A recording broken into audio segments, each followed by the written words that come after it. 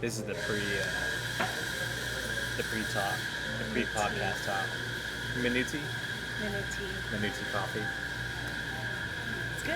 Yeah, it's not bad. You got mine's the a berry refresher. It's berry a refresher. Okay, I have the matcha green tea. It's very sweet. It is sweet. Is matcha like that naturally sweet? I didn't think know. so. I think that's why it's a hit or miss Okay. with people because they don't expect matcha to be sweet. Mm-hmm. I think a lot of people think matcha is more like grassy, earthy. Grassy, right? earthy. Yeah. But really, it's supposed to be sweet. Where does matcha come from? A leaf. Really? So you're telling me Tea a leaf. naturally occurring tea leaf can be like really sweet? Yeah, when you grind it up, I think that's when you get the sweetness. What do they call it? Essence? The essence of Or the tea. essential oils from it. But yeah, so that's the misconception that people think it's supposed to be earthy, but it's really sweet. Such intricacy that goes Yeah. into it, right? Well, isn't that why they have the tea ceremony, the tea masters? Yeah. That's what they call it. Yeah. I don't particularly like the matcha. Really? Yeah. Is it you think it's like a fad? Like people get into it not knowing I what think they're it is a getting into? fad, yeah. Yeah. Yeah. I think like the regular green tea is okay. Yeah, I like the regular green tea where you just steep the leaves. Right. But yeah, matcha. Yeah, maybe not so much. Well, I think this one tastes good. Mm-hmm. I mean, I think it's good. Like, so is the sugar bad for you? It tastes sweet, but is it like a bad sweet or is it a I good don't sweet? think so. I think it's a good sweet. Okay, yeah. It's All right. because it's natural. Yeah, it's so interesting. Like when you run into fruits in nature that Yeah. taste naturally sweet. And you think it's bad for you? Yeah, exactly, exactly. That's how I mean, like tobacco. society has Tobacco's us. bad for you. Exactly, It's but natural. you can grow it. It's natural, And you but can chew supposedly on it. It's and you can chew on it right between The cheek and the cheek and the teeth. Yeah. Cheek and the gum line. Well, What did we talk about today? today? We should catch everybody up on what's been going on, right? Oh yeah, it's the first podcast after the election, right? Or Oh my God, yes, the think first so. podcast after the election. Yeah, it's been a while. Like it's already been. Well, we're still in November, right? And the Yes. election was November 9th or 6th. The 6th. That's Yeah. right. Yeah, it was pandemonium. I don't know. Pretty anticlimactic. I thought it was going to be a lot more like I know. insane, but I thought we would find out for like days, but it was like that night we found out. yeah, and like pretty Oh. early. Like I was able to go to sleep, get a good night's Yeah. sleep, wake up. There wasn't like any like it was still solid. Like we knew who it was. Yeah, I think because that deciding factor was Pennsylvania, was it? Yeah, Pennsylvania. Yeah. Yeah, I didn't think it was gonna come down to like it, but like it was crazy. Like it literally came down to one state. Because So weird. yeah, it was pretty weird. Well, we talked about that a little bit about how like when Trump was running against Hillary, like most of the population was gerrymandered into their like centers, but it was still like, and it was pretty ingenious. Like you still needed to like have. I think it was like most of the states on the East Coast, like the first 6 or 7 Yeah. states would pretty much determine who the president was. Right. And when it was it between Biden and Trump? The last one was it the deciding factor like the Midwest? It was actually Pennsylvania. Oh, it was. Yep, Oh, okay. it was actually Pennsylvania. So then, in this case, when we had the Trump v. Kamala, and they were pretty much saying even before the votes were tallied, they pretty much said whoever wins Pennsylvania is going to win the election.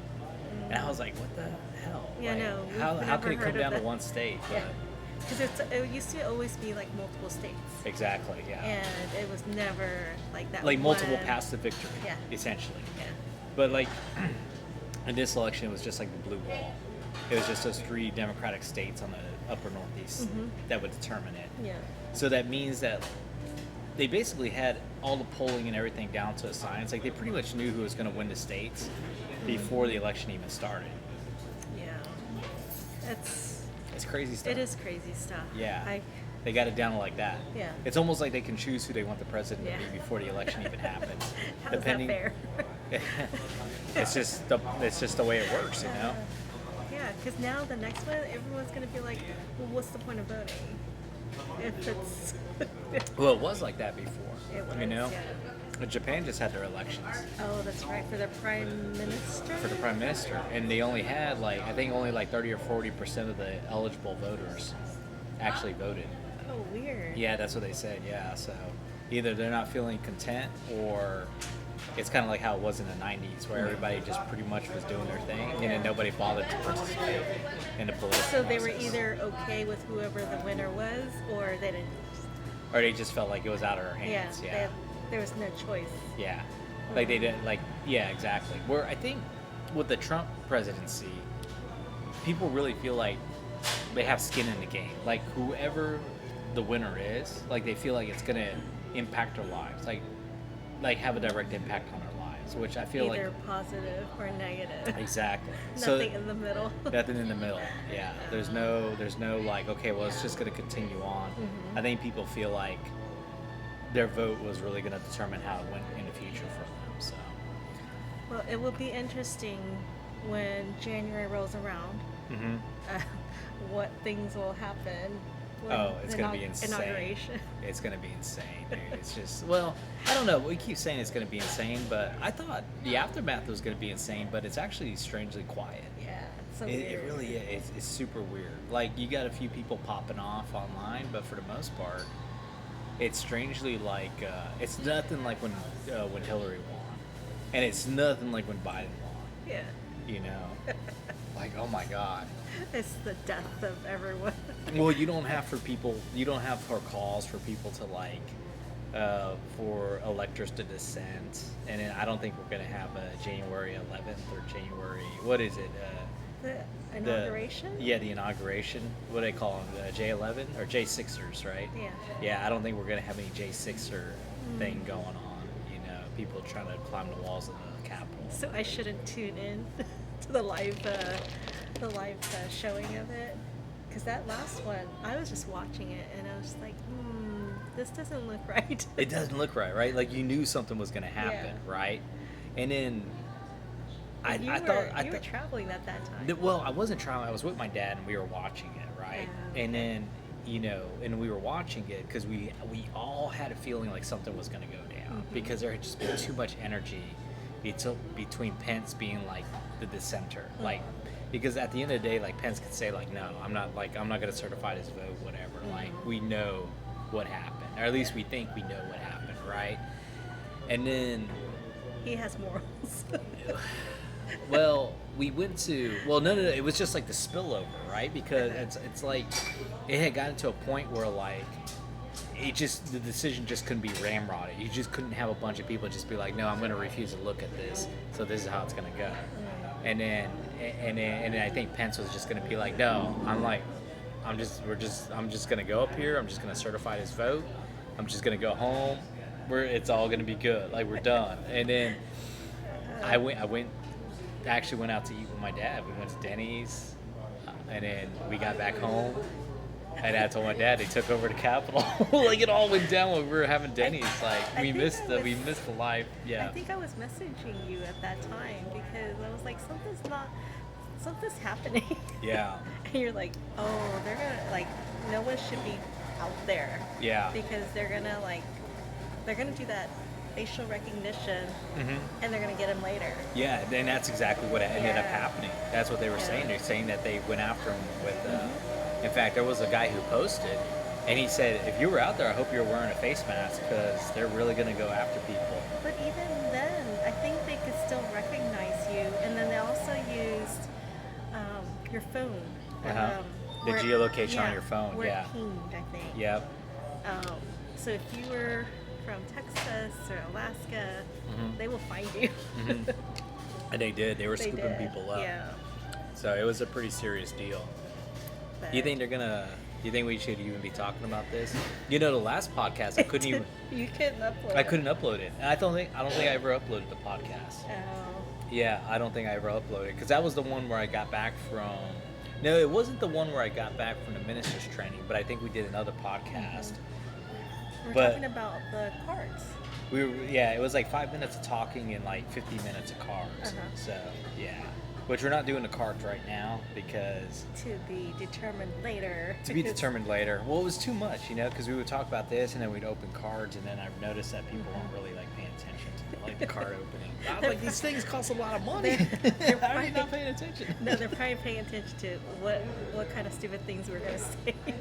It's possible. Yeah. But yeah, it's wild. I think this election is going to be. I think this presidency is going to be wild, man. I think he's going to do it. I think like everything Trump's going to say, I think he's going to do it Within the 4 years. within the 2 years. Like, I think he's ready to go. Like, he's already getting his people He's together. got his list of things of what needs to be done. It's Yeah. like, okay, January 6th, don't go, just go. Just go, don't go. Yeah, I don't know, man. I think it's going to be insane. Like we're already starting to notice like some pressure from the tariffs, right? Yes. Mm-hmm. So if any of you are noticing, especially in the retail world, like I went to a Christmas market not even a year ago, Yeah. and I bought this little sugar plum figurine, Oh yeah, I remember that. and it went up. They brought it back. Mhm. I got the last one like about a year ago, not even a year ago. Right. And then I saw it again a few weeks ago, the same exact one, and it was up 20%. Okay.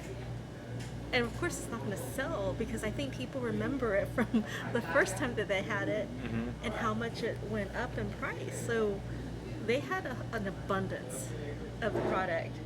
That nobody was buying because they had the memory of how things used to Yeah, because I remember it. Like even within a few months, because I went twice. I went once when it first opened, and then like in January I went again, and the prices were the same. And then 2 weeks ago I go back. Everything is so expensive, like the little figurines, the little ornaments. I mean, I can't believe anyone paying that much be. Yeah. for an ornament. Right. I think there was one that was maybe $100 for an ornament. Mhm. That I agree, it was expensive back then. 'Cause Yeah. I think I paid like 60 something. So do you think this is stock that's like left over from last year, or No. you think they just bought more stock? They bought more and now stock. they're pricing yeah. and people are like, they've reached a breaking point. Yes. Financially, they've reached a breaking point. Yes.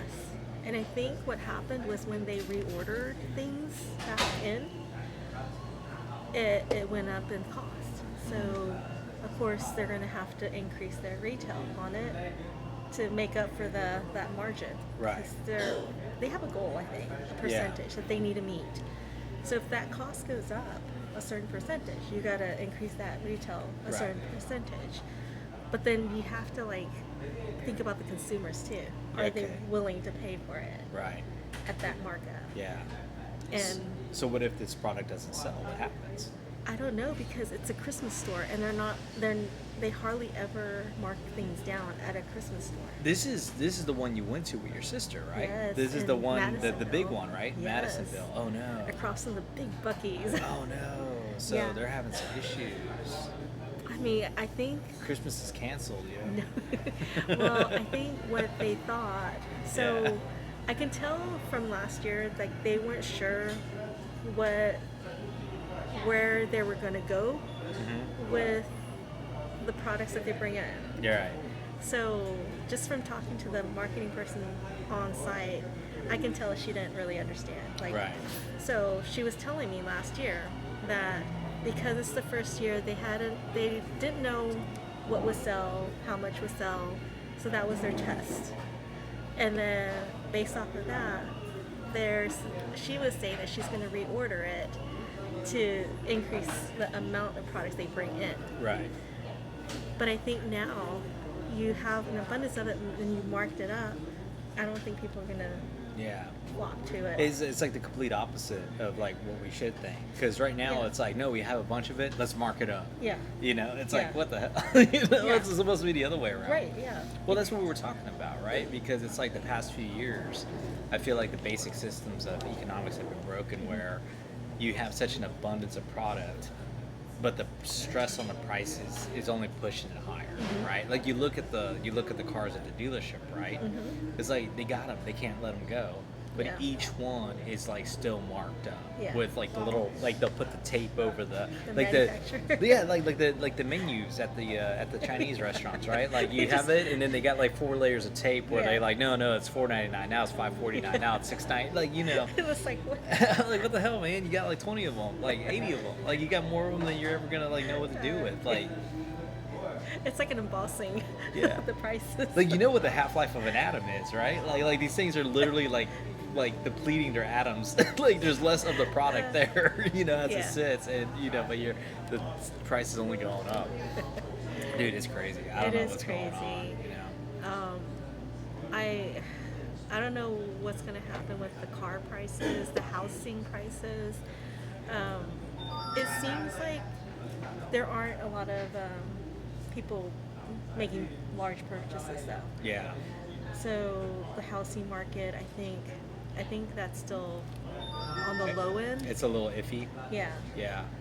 On top of that, I want to say it's not fully announced that there's a hiring freeze or people are getting laid off. Like Oh, so is that happening now? it is. In But your it's- industry or just any industry? It's any industry right now because, Okay. but they're not making a huge deal about it Right. because I don't think they want to scare The public. the public. So is this like a recession 2.0, like 2008 again? Yeah, I think it is. Okay. So, you know, the major industries like the oil and gas, of course, they're going to make their announcements of Right. how many employees that they're going to lay off, they're Right. cutting. On top of that, all these major companies are announcing that all remote workers need to come back to Right. the Yeah. office They're bringing the full-time. remote workers back. Right. And I think if people aren't willing to change, the employees aren't willing to change and move back to full-time being in-house, Yeah. I think companies are letting them go. Well, a lot of these employees, they went overseas. They did. Yeah. So we got guys living in Uruguay and Argentina. Texas. And Texas. Wait, Texas? What?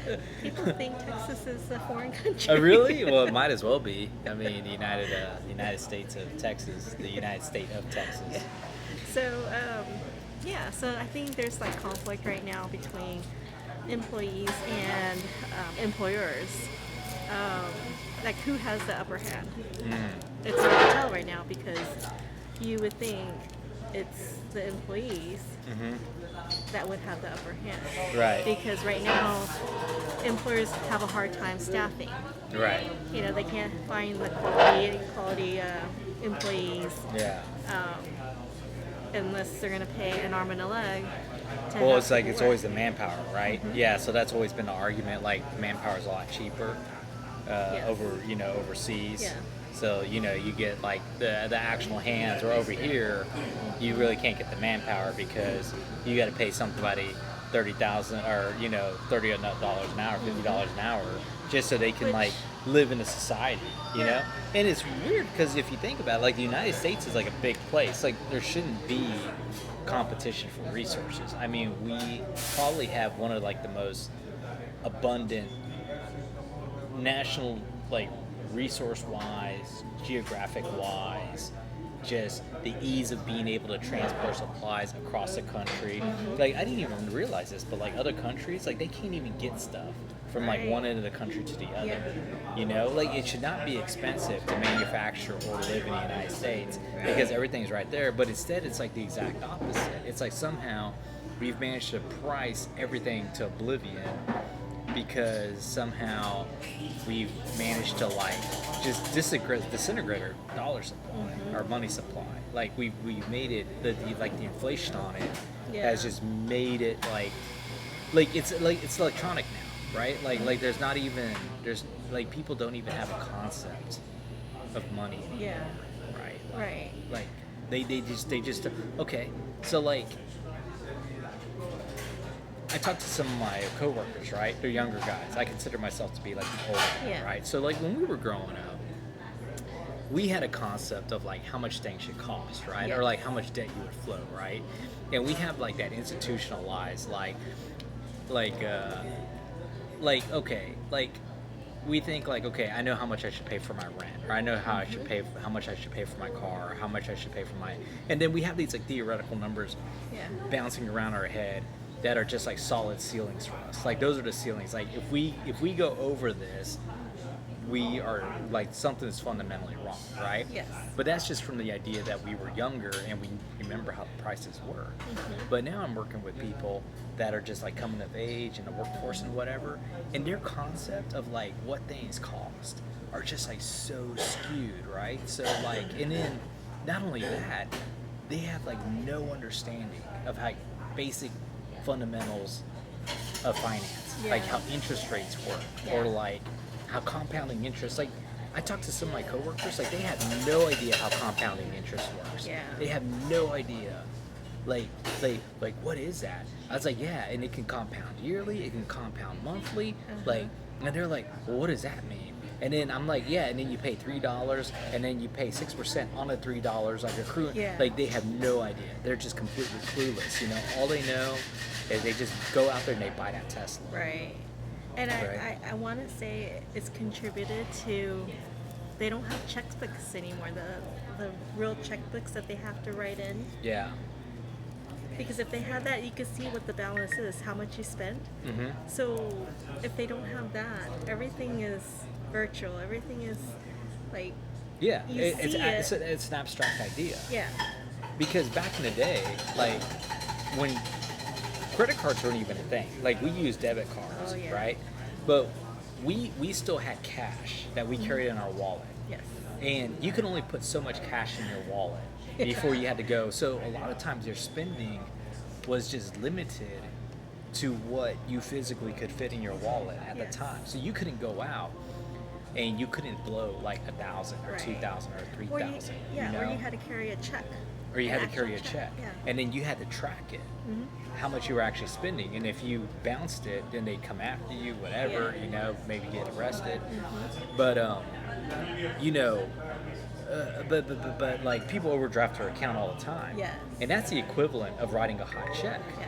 But except now you're not punished for it Yeah. criminally, you just get overdrafted. Yes. But like back in the day, if you wrote a hot check multiple times, you would get arrested for it.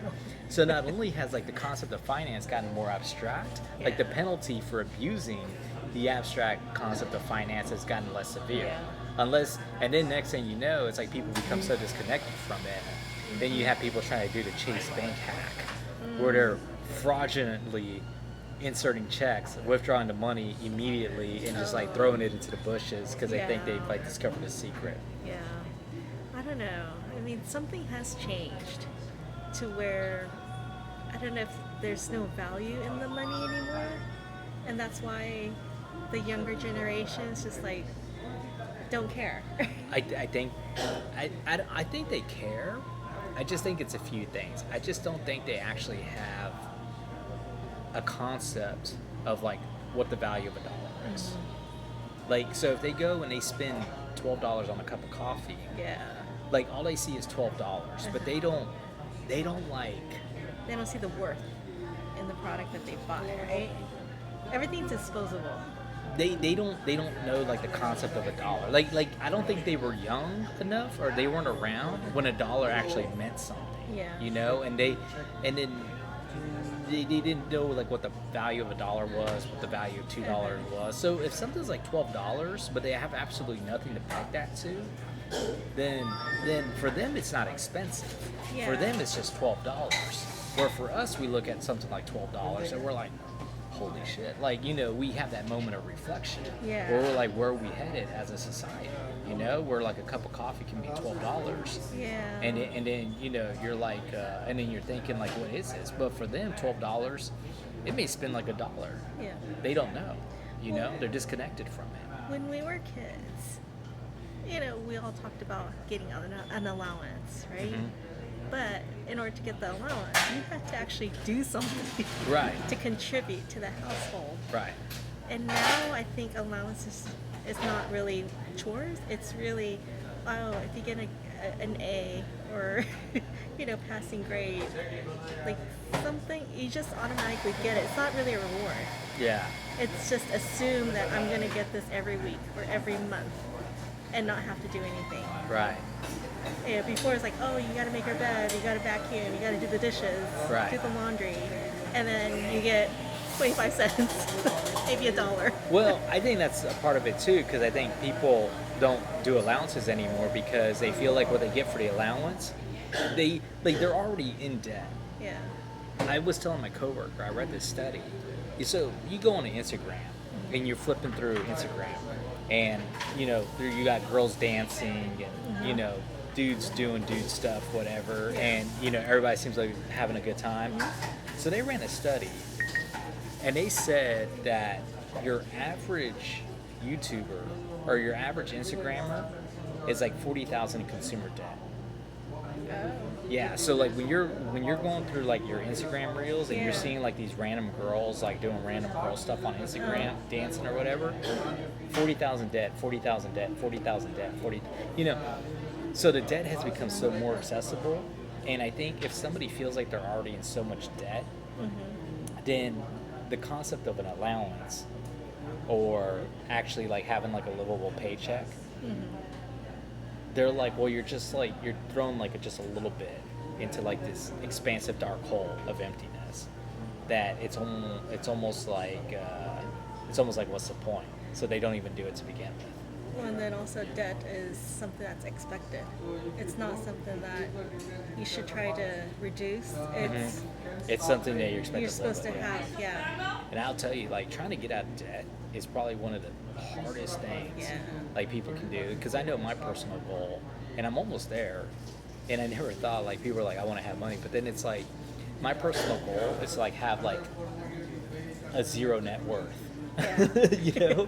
And that means like your Everything's assets, paid off. your assets and your debt, and I guess in a way, maybe but yeah, everything's paid off. Yeah. You don't owe anything, but maybe you don't have anything either. But that's a lot better than like somebody has nothing at all. Right. So do you think maybe the regular day-to-day person is trying to live like they're a business? Because businesses are known to have debts. Yeah. No matter. Well, I don't think like inadvertently they're trying to, but I think that's just how it's gone.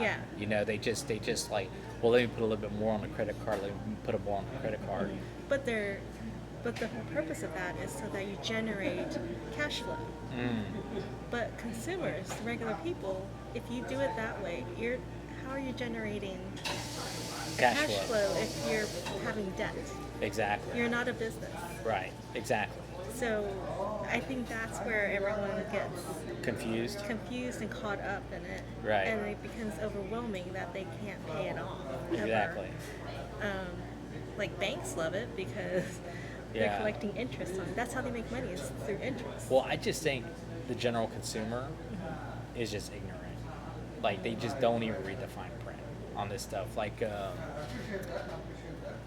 anyway, I won't go into details, but there's some people banking some significant amount of debt, and even now, like I got some coworkers, like they're signing on houses, they're getting married, they're popping out kids. I'm just Buying like, cars. holy crap, dude! Like you guys, and they're like fearless. Because I don't think they actually know like the fear of like, because I went through the 2008 crisis, the crash, and even before that, like when I got back from the army, I had like a period of hardship where like I didn't even have the money to put into the payphone to call like the unemployment to get like my little stipend, Yeah. my monthly stipend. Like you look for, how many jobs did you look for? Beep, Yeah. 2. Put in the phone number, and then you just make. No, I'm just joking. But I know that fear of like trying to figure out how to eat for the day, or like figuring out how to make your bills, and I realize that like when it really comes down to it, like this society, like they won't protect you. Like this society will really let you sink Yeah. if you get behind on your bills, and it all starts with your debt. And I know a lot of people, they have like no fear. They have absolutely zero fear when it comes to this stuff. Like Yeah. they will just straight up sign on that line, like no big deal, and it's shocking. Well, I think they're also being told, or wherever they're learning, that if you're young enough, you have time to make up for the loss. So, like, Well, the losses used to be a lot smaller. Yeah. Because they talked about back then when they said, you know, you could shrug it off. I'm you know, we're talking like, okay, like 10,000, 15,000, not even. You know, you can shrug that off, but we're talking like, we're talking about like somebody who's got like 400,000 in debt. Well, that's education, one. Vehicles, right? Autos. Yeah. And then if you have a house, then it's the house. Yeah. Those are probably like the three major. Yeah, and they don't realize like the compounding interest too, because that 400 turns into like a 1.3 or 1.4 million payback. Like your average person, I think I did the math one time. Your average person, like you know, no degree, just high school, working from 18 to retirement 65. Their gross, like what they're gonna, their throughput, like what they're gonna earn, is gonna be approximately 1.5 million throughout their lifetime. Like that's how much money is actually gonna flow through them and flow out of them. Yeah. You know, 1.5 million. So you're talking about people that already has like the typical average earning wages for somebody from 18 to 65 already accounted for. Yeah. Like how are they even going to dig their way out of that, you know? I don't think they expect to ever be out of debt. Right. But debt doesn't go away. It doesn't go away. But you know, it's interesting too because we always have like this really weird period of time where, because I remember I experienced it, it happened after 2001 and then it happened in 2008. And then I guess it's going to happen again, right? Because it's we're kind of overdue for it, actually. I guess it did technically happen with COVID, but we always have this period where things get like really tight, and then we all think, okay, that's it. Like this is really it. And then what ends up happening after that is that everybody has more money than they know what to do with. Like it's almost like the wealth gets redesigned. Because I remember when the '08 crisis hit, it was the same thing. It was hiring freezes. Yeah. It was just like no money, we're not talking about it, whatever. Yeah. And then it was like people were losing their homes and maybe they'll make it work, maybe they won't. And then by 2010 they were talking about the recovery, but really in my experience we really didn't get through it until like 2012, 2013. That's what actually I went to California in 2010 and it was like the economy never crashed out there. Nobody had any fear. But eventually like we just got through it, and then people had more money than they knew what to do with. And and back then they were banking phenomenal amounts of debt. What we would have considered phenomenal. But wasn't that the era or the decade of tech world? So like the Well, there's a lot of money being created, right? Yeah. during that time. Yeah. Right. There was, So, because we had the technological boom, we had cell phones, we had the app market. So what do we have? There was a lot of opportunity to make money too with Yeah. these new technologies. So what's there left? What do we have now? Well, That's we got going the to- AI revolution, right? So AI revolution is going to solve a lot of the problems, the conundrums that we couldn't solve using manual thinking. They're using AI to like go back and like solve translations on like religious monuments and stuff. In fact, there was one that there was an article I was going to send you where apparently in Turkey they had this slab of this monument, and it was defaced and looted and whatever, ancient language. They used AI to decipher it, and they were able to read it using AI. So I think, But someone had to have programmed it at one point. well, apparently AI is programming itself. It's like, oh. Yeah, so we had the original edition of AI, which we had like 2 years ago.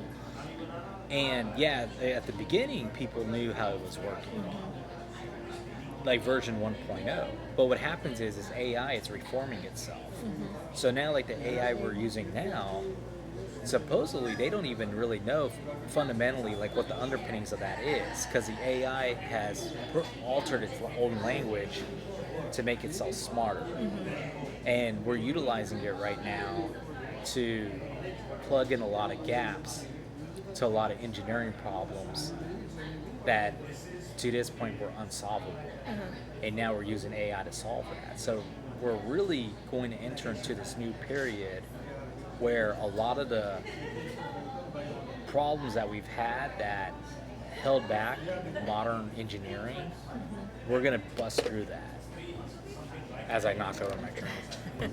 I think. I mean, if we were to really like dig into this AI, I've always thought that it was based off of what people put into it. So what if we fed into the AI, bad data, purposely? Would it know? Well, that's what happened with Gemini. That's what. So supposedly, there's multiple AIs that's out there, right? So there's ChatGPT, which is right now, I think, the dominant, the dominant language. So Gemini was apparently Google's version of AI, and that never really got off the ground because, like you said, they fed it bad data. But what the bad data they fed it was actually woke ideology. So they trained it to where it had to give its answers through the lens of political correctness. Okay. And what ended up happening was there was a butterfly effect where apparently in having to give its answers through the lens of political correctness, that actually started to affect the engineering and the mathematical capabilities of machine language, because whatever it was being taught to alter its thought patterns to conform to this political correctness, it inadvertently was also altering its logic when applying it to mathematical and analytical situations. So in a way, it has been taught bad data, but what ends up happening is either by human intervention or either by intervening for itself, it's corrected and figured out how to reject the bad data and basically get those logic patterns fixed. So interesting. Yeah, it is interesting. Yeah. You can't flaw it. Yeah. You can maybe fool it a little bit, but fundamentally, eventually it'll figure out the proper path and it'll get it. But yeah, that was actually a big deal with Gemini. So from what I heard when it first came out, and it was having issues with that. Interesting. 37 minutes. Yeah, we talked quite a bit. We didn't even talk about cars. Well, cars are later. Cars are later, yeah. Well, anyway, so what else happened? That was the major thing. Talk about economy, so that's a huge thing. Yeah, so we'll see what 2025 is going to give 2025 is going to bring out. Yeah, Yeah. I think we covered a huge gamut today. We talked about quite a bit. We'll see if it gets blocked. Yeah, when we try to upload it. It's like, All right. nope. Well, you want to go grab some lunch? Sure. Yeah, I'm getting kind of hungry, huh? We did it in reverse. We had our dessert first, now we can have our lunch, not the other way around.